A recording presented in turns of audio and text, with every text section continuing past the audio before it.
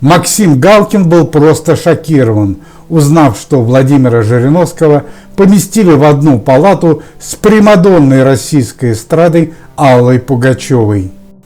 Сегодня утром Владимира Вольфовича Жириновского из реанимации перевели в общую палату больницы на Коммунарке. Однако, узнав, что в этой же больнице находится Алла Пугачева, Жириновский с присущей ему непосредственностью захотел с ней пообщаться. Политику попытались объяснить, что Алла Пугачева находится в палате для избранных, но Жириновского было не удержать. Лидер партии требовал, чтобы примадонну переселили в общую палату. Однако, сменив гнев на милость, он подошел к Алле Борисовне и поцеловал ей руку.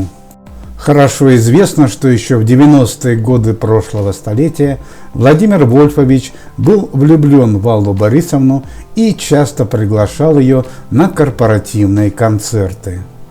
Жириновский стал просить Аллу Борисовну, чтобы она исполнила несколько песен для персонала больницы. Однако примадонна заявила, что она не в форме, и петь отказалась.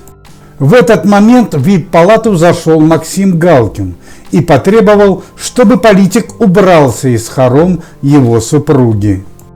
Максим Михайлович человек интеллигентный, но с политиком у него отношения не сложились. Говорят, что Владимир Вольфович давно затаил обиду на Галкина за его обидные пародии. Напомним, что уже 2 недели Галкин сражается с тяжелым инфекционным заболеванием, а Алла Пугачева находится в больнице по праву гостей, она просто поддерживает своего мужа.